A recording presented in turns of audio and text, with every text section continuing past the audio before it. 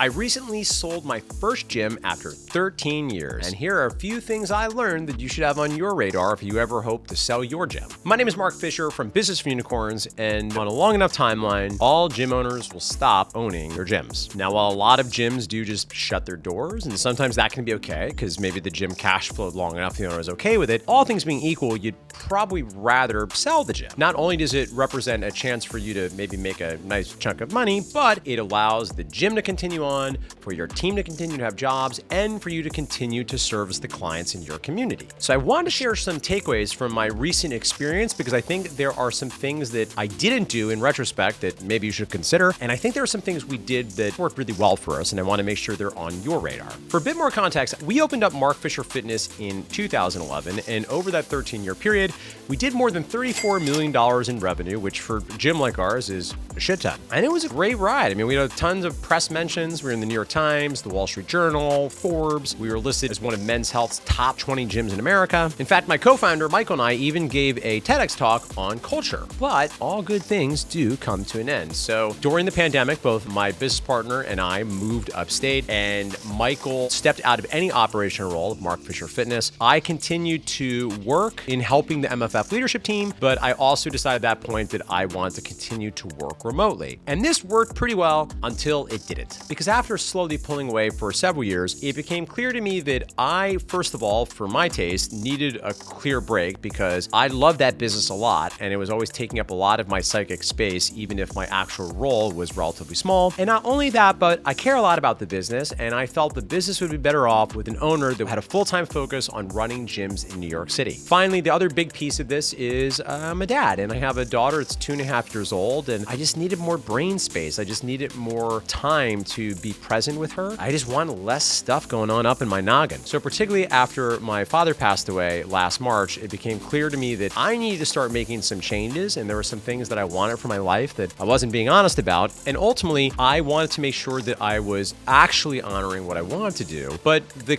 trick of it is, I wanted to do so in a way that was respectful and thoughtful about the obligations and commitments I had made. I didn't want to just cut and run. Now, long story short, I'll tell you all the details here in a moment. We got very lucky. We found an awesome person to take over, but I learned a lot through this process, and I learned some of the best practices one should do in selling a gym. And I'd like to start with some of the things that we didn't do that we got lucky, wound up being okay, but in retrospect, you should probably do these things if and when you're looking to start the process of selling your gym. So first, it came to our understanding too late that when you're looking to sell your gym, you should tell your team about this and just float it by them just in case any of them might want to buy it. Now, in our case, we did float this by our leadership team, and Michael and I were pretty sure that the rest of our team, nobody there was somebody who would legitimately be interested in wanting to take on this sort of risk and this sort of investment. And in our case, we got lucky. That actually worked out to be okay, right? There was no issue there. However, my understanding is it's not uncommon for gyms to be sold, and then the gym owner's excited and they announce it and the gym is getting sold, and then one of their trainers is like, I want to buy the gym. A curse on you and your house. So again, although we got away with that, I think as a best practice, it's probably worth letting people know. I think another advantage of floating this by your team is, particularly if you let people know in a way that doesn't have them feel that this is going to be happening overnight, not only do they have the chance to put their hat in the ring if they're interested, but also means that when you do let them know, it's not coming completely out of nowhere. Now, while I'm very happy about the way we communicate this to our team, I think we did a good job with this. In practice, it probably did come as a big shock once they found out this was happening. Maybe not completely out of nowhere, but we arguably would have softened that blow if this is something that maybe 6 to 12 months prior, people had known was something that was in the ether. Another thing that we didn't do that you should probably do is you should probably talk to multiple buyers. So here's the deal. If you're looking to sell an independent gym, for the most part, you're not selling to private equity, right? You're not selling to a money person.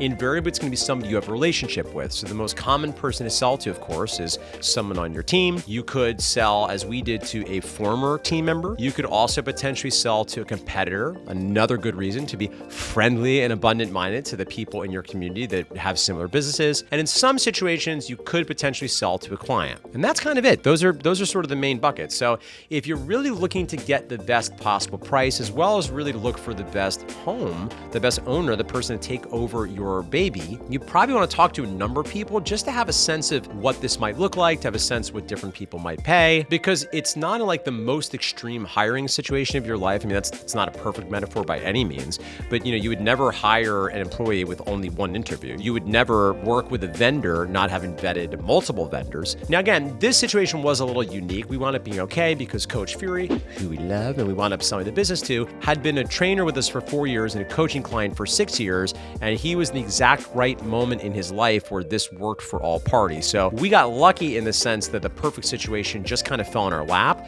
But in general, hoping for luck is not a good strategy with these things. So that's what we did. But in your situation, I would encourage you to talk not just to your employees, but have conversations with a number of potential buyers, just so you have a sense of what the market will bear, what different people are looking for, and so that you have options instead of trying to make it work with just one person. Finally, the third thing that we did not do that you might want to consider doing is you usually want to plan this out well in advance. So yeah, listen, I told you my story, you get it. Like, things happened pretty quick for me. I didn't know how much I wanted to get out until I knew. And then when I knew, I was ready to go. And arguably that put me in, frankly, like a weaker negotiating position because I was just ready to get out of the business. Now, happily, again, we got very lucky, and I think all parties were happy with the way that deal was structured. But usually you're not going to decide in the summer that you're going to sell your business, and then by the new year, the business has a new owner. And not only that, frankly, even when you find the right owner, as we did, usually you can expect things to go wrong. Again, this whole process went very well in that virtually none of the things that could have gone wrong, whether it be the lease or lawyer stuff or negotiator and fine points of the contract, none of those things actually wound up getting in the way. Because believe it or not, it might sound like a long time, but 6 months actually is a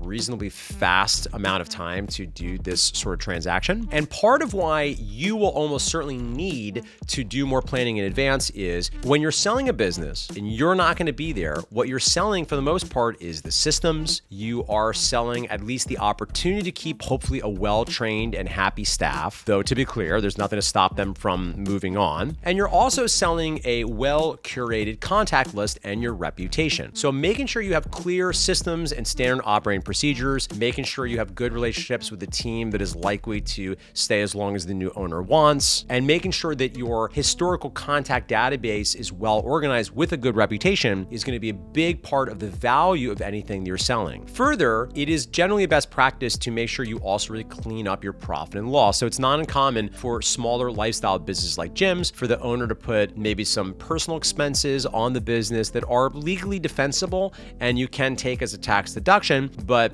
make the business look not as profitable as otherwise it would. Now, there are ways to address that. You can essentially back that out when you're figuring out what multiple you're going to sell the business for. But again, I look at a lot of gym P&Ls, and I love you a lot, gym owners. They're not always as clean as Mark Fisher Fitness's P&Ls. So you're usually going to need some time to clear that up. And it might even be 1 to 2 to even 3 years to really get the business well humming and well organized that it becomes attractive to someone else to buy it. Now, before we talk about some of the things that we did do that you should do too, I should just say out loud that in practice, the thing that happens a lot of times is people decide they don't even want to sell the business anymore once they fix it up, right? It's the old joke where you fix up your house because you're looking to sell, and then suddenly you're like, I don't want to sell my house anymore. I like my house, right? And actually, that's not a bad outcome either. So the good news is most of the things you would do to prepare your gym for a sale are things that are probably a good idea to do anyway to make the business as cool as it can be. Now, 3 things we did that you should do. The first one actually, I guess, is a version of what I just talked about. So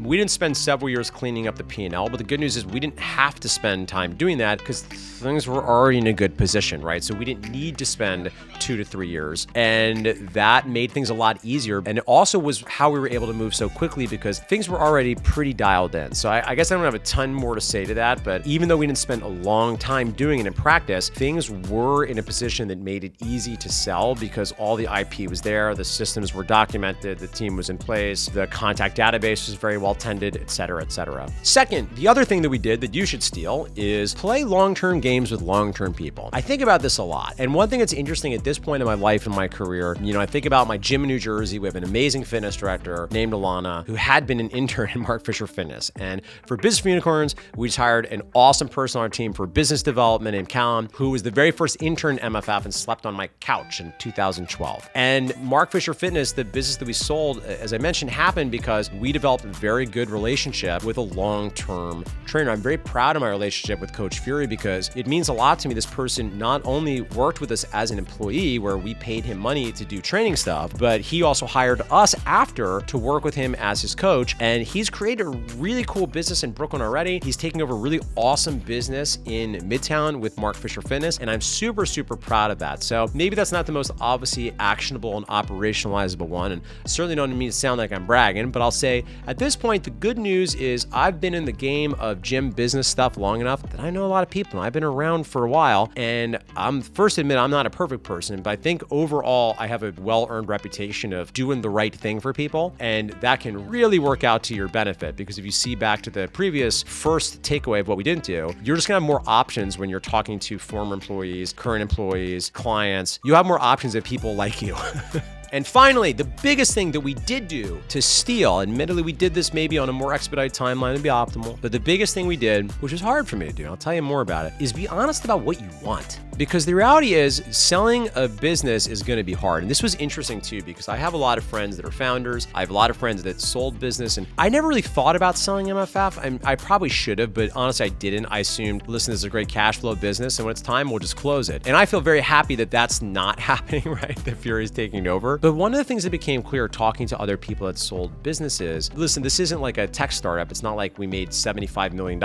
And even when the money is bigger, I don't know anybody that's like, yeah, like fist pumping when they sell their business. It's complex. It's complicated. There's feelings involved. You really want things to go well. You're giving up a lot of control. Obviously, when you sell the business, that some things are now going to be out of my hands. I'm very confident they're going to go well, but I have to be honest with myself. I don't get to make a lot of calls anymore. And not only that, but the other thing that's hard about this is during a period where you're preparing for a sale, you're having to keep it close to the vest because you can't tell everybody, hey, things are moving along here. It was looking like we're probably going to sell it. That's why I think it's smart to seed a long time in advance that this might come at some point. But in practice, you can't tell the team because deals often blow up, right? So we couldn't really talk about it publicly to the team or the clients until we knew for sure that the plane was going to land. And that was very hard for me because I'm a very transparent person. Further, it became very hard to even run the business because there were decisions that we wanted to make as a leadership team that we felt it wasn't appropriate for us to make because we were almost certainly going to have the sell, but then it wasn't kind of confirmed. And it just kind of felt like we were swimming in fudge a lot. It wasn't fun. It was a hard period. And if I'm being real,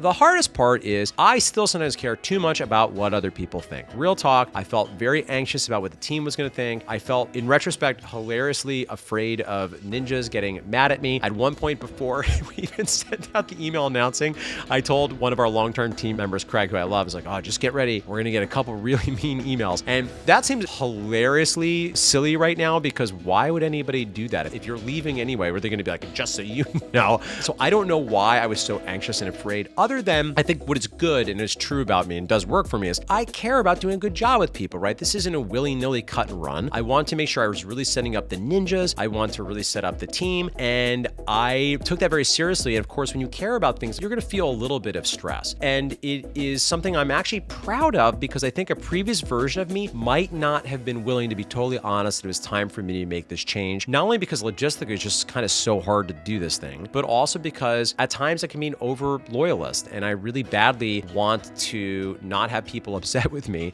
But in life, you do have to balance other people's desires and wants with what you want. And I hope if you're watching this and you're a gym owner, whether it is something that you can't even conceive of now, or maybe you're a little late in your career and some of these thoughts are starting to foment, because I think it's an interesting moment in the industry as we're seeing more gym owners sell. And if you're finding yourself thinking that perhaps it's time for whatever your next professional adventure is, well, my wish and my hope for you is that you have the courage to be honest about what you actually want, and in a way that is respectful and full of care to honor the commitments you previously made, you figure out the plan to move in the direction of the life you most want to be living. All right, friends, thank you so much for watching this video. Again, I know it's not going to be directly right now applicable to many of you, but I think it's going to be very important for you to keep in mind as your gym owner journey marches on. And if you want to find out more about my experience running Mark Fisher Fitness, you can click on a link for a video in the description box below. 10 plus years of running a multi-million-dollar gym. I think there's a lot of good takeaways from the many lessons I learned in my tenure of running MFF. Now, if you're a gym owner and you want our help, and maybe you want to exit soon, or maybe you want to exit someday, and you just want to work with people that have actually done the thing,